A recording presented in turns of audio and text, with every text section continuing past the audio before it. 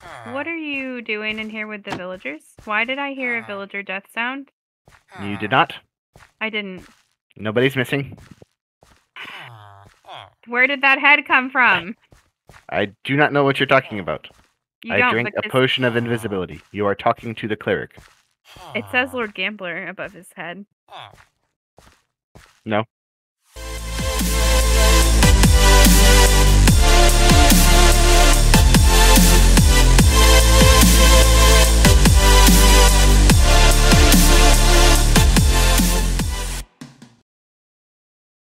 Hello everybody, welcome back to another episode of CoupleCraft. I'm Lord Gambler. And I'm Lady Luck. And today we are going to go caving, because while we have a couple villagers and we can get diamond gear that way, we definitely want more diamonds. So let's get started.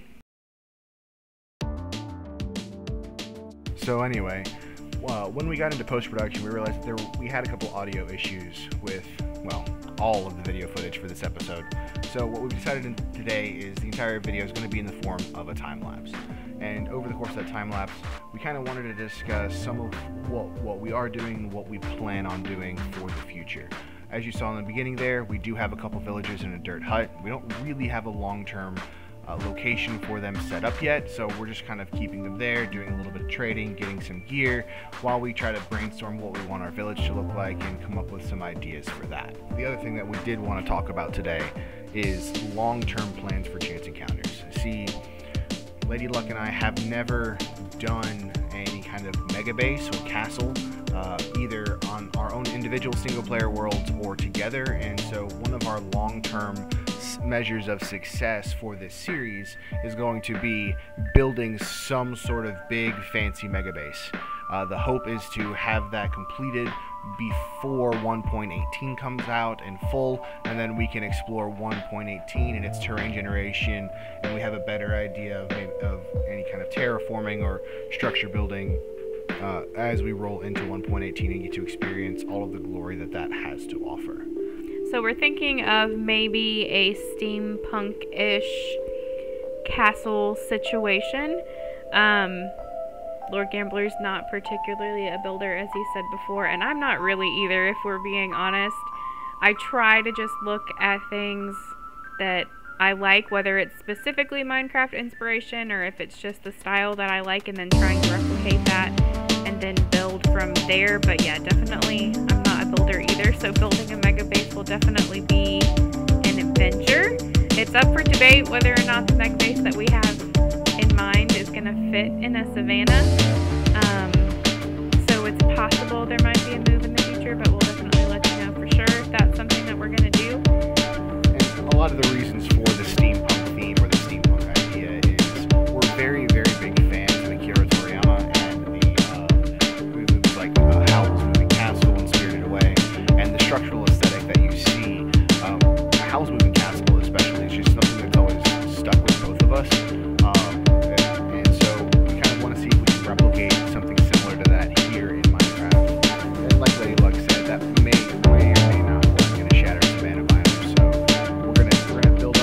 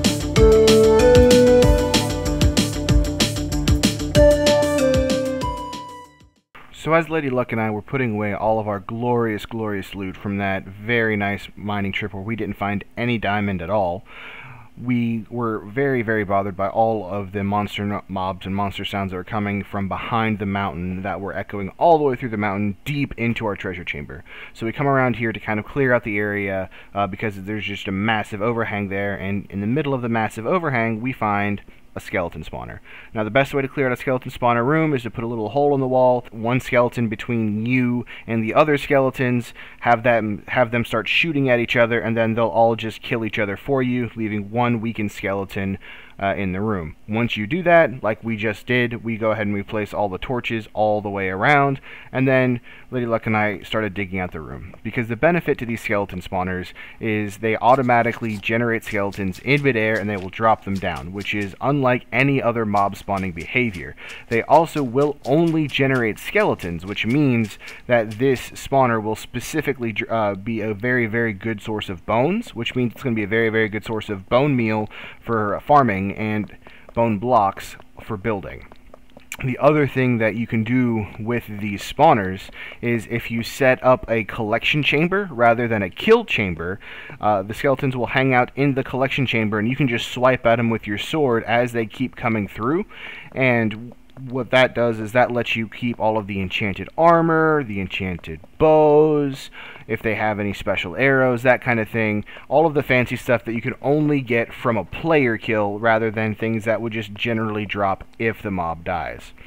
So, now, then the question becomes, okay, well, how big do I make the room? Well, you want to start with a 9x9 room, dug out all the way around the skeleton spawner, because the skeleton spawner can spawn up to 5 blocks away on the ground, and it can spawn up to 3 blocks away up and down. So that means that the room needs to be 9x9 centered on the spawner, but it also needs to be 4 blocks below the spawner. Now, before you get too far down, though, you're going to want to dig a hole in the room just behind the spawner, doesn't matter what direction it is, and you're going to want to put a trapdoor up there. And once you have that trapdoor up there, you're going to want to go ahead and make sure you have a bunch of fence gates, and you're going to want to take those fence gates and you're going to want to place them in the pattern you see me placing them around the spawner here. Don't place the trapdoor like I just did, place the fence gates. So you'll need 6 fence gates for this initial part, and then you'll need a 7th fence gate to place below and just behind the spawner underneath the hole in the ceiling that you just dug that you're going to put the trapdoor. What those fence gates do when they're open is they allow entities, so items and monsters, to come through, but they do not let water come through. So, when you dig out the temporary dirt blocks, you open up that trap door, water's going to flow down on top of that fence gate right below it. It's going to flow out across the spawner, and so whenever that trap door opens, the water is going to wash any skeletons that might be standing on top of that spawner down onto the floor. So right there you see me place the 3 dirt blocks. That's me taking a measurement to see if my floor is deep enough, and it's not, so I'm going to have to dig it down 1 more level, and that 1 more level is actually going to quickly turn into 2 more levels, because 4 levels down is where you want the absolute highest point of the floor. So once you have your absolute highest point of the floor, you're going to leave a little 3x3 triangle in the corner like you see there. So it's just 3 blocks out from the triangle on both sides, and then you have that little diagonal pattern with the blocks, and then you're going to want to dig out the rest of the floor. If you come across any tunnels or mine shafts, you're going to need to fill those in like you just saw me do there. And that particular mine shaft is actually from where we were trying to have a different type of skeleton spawner collection system based on some old school 1.2 designs that I used to do way back when I was a kid, but unfortunately they don't work out nearly as well as some of the fancier ones. So once you have that pattern dug out, you're going to want to dig out this little T shape you see me make right here, and then you're going to want to start filling in the water to make sure that make sure that you have dug out the room properly. If the room is dug out properly, when you place the water source in each corner up on the little triangle, the water should flow out all the way down to the T without ever actually flowing into the T itself. So you see me go ahead and do the check here. Then the next step you're going to want to do is you're going to want to go ahead and you're going to dig out this tunnel. and you're going to want to have it less than 15 blocks away from the source block, but long enough so that way the water will flow down. Once you do that, you're going to dig out one more block out of the T, so the water will flow down into the tunnel. It'll all be pushed in there. If you want to, you can just put your little collection area at the far end of the waterfall. I don't like doing that. I like having I like the fact that they still have a little bit more of that momentum push, so I block off the water with this sign. But again, that's just personal preference. Once you have that sign in place, you need to go ahead and do a little check like I just did there to make sure that the skeletons cannot climb back up into the system, because otherwise it's just going to create a problem. And as long as they can't climb back up in the system, you're good. Now, I'm not a big fan of dirt. I only ever like to use dirt for temporary blocks, so I get around that by taking some dark oak. I think it looks a little bit nicer, especially with the stone underground. And then I'm just going to go ahead and replace everything in the bottom of this T with a dark oak plank. But again, that's just aesthetics. You don't have to do that. You don't have to worry about that. It's just personal preference. So we're going to go and put the sign back in place, so that way all of the skeletons will just fall down directly on top of that slab. So, because they're directly on top of that slab, they will not be able to shoot me, but I can still attack them. And I can still attack them. Now, the only way that that's going to happen is if I dig out the floor below it, just down just one more. And so I'm going to go ahead and I'm going to do that. I'm going to go ahead and also collect the rest of the drops, and I'm just going to fill in this tunnel, because there's not really a point in it still being there, and from a looks perspective, I think it'll look a little bit better with that tunnel filled in more. So as you can see, with me standing down there, the skeleton's feet are going to be right at eye level, and you can just swipe at them all day. The rest of this is more just me trying to get it to look a little bit better, me trying to get it to match the rest of some of what Lady Luck's been working on with the house. So using the dark oak as kind of an accent color with the stone.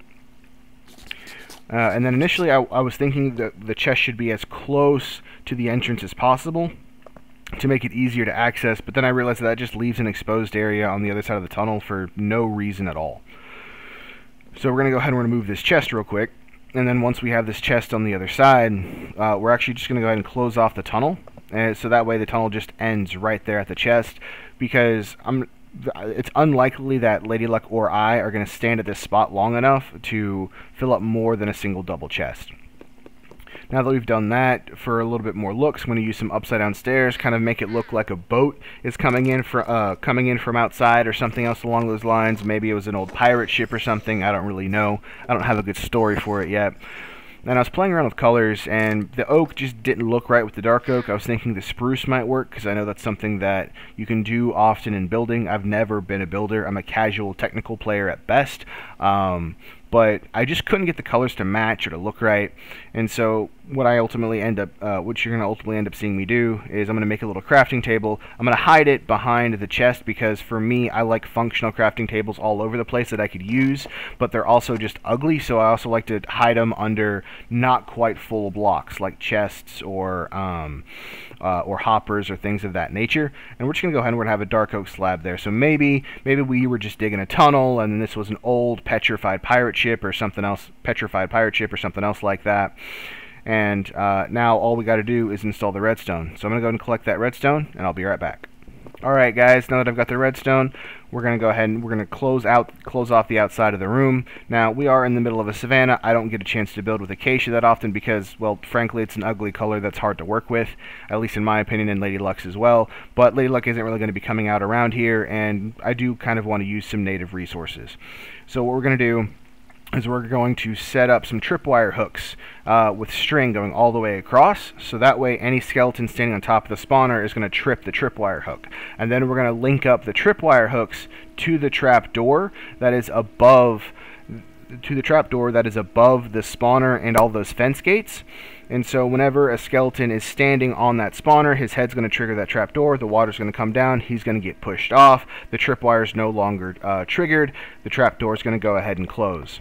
Now what you saw me fighting with right there is what's known as the debug screen. So in the debug screen there's a lot of useful information. On the top right hand side you can get the block that you're looking at. Now at the time of filming this video I could not remember where that was on the debug screen, and by this point in the video I'd already been filming for several hours and I was getting kind of tired. So rather than fight with the debug screen, knowing that it was there, that I couldn't see it, I ultimately decided I was just going to go ahead and count blocks, because that was going to ultimately be the easiest way to go about doing this. So once we have the tripwire hook on the right side of the skeleton spawner, we need to go ahead and get it on the left. But again, for me, I don't like those little holes in the wall. I've never been a big fan of those, so that's why you see me struggling so much to fight it. You don't have to do that if you don't want to. If you just do it and then you have like a little extra hole in the wall and you don't care about it, then just leave it alone. It's not a big deal. Now, the tripwire hooks don't have to be embedded in the wall. I think they look better from an aesthetics perspective, but at the same time, nobody's actually going to be in this room looking at anything. So ultimately, I decided it was better to just have it on the inside of the wall rather than trying to reshape the outside of the mountain around it. Now, I struggled for a little bit trying to get the string to go all the way across, which is where I learned a very, very important lesson, and that is that if you are going to be building this particular skeleton spawner, dig out the bottom of the floor as the very last step that you do. Do not do it first and leave the redstone last. Do the redstone first when the ground is still directly underneath the skeleton spawner, because it's going to make putting these tripwire hooks in place, it's going to make putting all the string in place a lot easier. Otherwise, you're just going to end up having to do what I doing here, which is you're going to have to make a little bridge across the way. You're going to have to mess with the fence gates. You're going to realize you can't jump over the fence gates unless they're open, and so you're going to have to do this open-close dance where you're just trying to get as close to that tripwire hook to place the string across. Now, once the string is placed all the way across, all you got to do is just keep placing the string attached to the string and before it, and you'll see the little hitbox show up, even though you will not see the string. Once the tripwire hook is all lined up, you're going to want to put some redstone behind it, and then before you get too much farther, you want to make sure that the redstone's actually working. The best way to do that is to try throw an item through the tripwire and make sure that the redstone lights up. So if you watch the right hand side, the redstone lit up. Therefore, we know that this tripwire hook is going good. The other thing is you're going to need to dig out 5 blocks. Don't dig out 9 blocks like I just did. Dig out 5 blocks, and then if you're following this pattern exactly, the water trapdoor should be on the left. And so what you see me doing right there is just thinking, okay, I'm just going to dig it out. I need to be able to find it. I just wasted a whole bunch of time that I didn't need to. All I had to do was remember it's in the middle, count to 5, and there's my water trap source. My water and trap door. Now that I know where the water trap door is, I just got to run the redstone line up to that block. That's going to open that trap door. I can just fill in the tunnel. I'm going to leave the torch there, so that way when the redstone updates, it doesn't try to update the light, so that way there isn't a lot of lag. And then I'm going to test it. So I throw the items through, the trapdoor opens very, very briefly, and that's the important thing. The trapdoor will only stay open as long as the tripwire is pulled down on, so that way if the skeleton is still standing on top of the spawner block, that trapdoor is still going to be open, and the water will just flush them all out. I'm going to fill in the walls real quick, and then do is break your torches, and then you guys will have a absolutely beautiful, absolutely working skeleton spawner. If there's anything you want to see in the future, go ahead and leave a comment down below. If you enjoyed this video, make sure to hit that like button, and if you want to see more, please subscribe.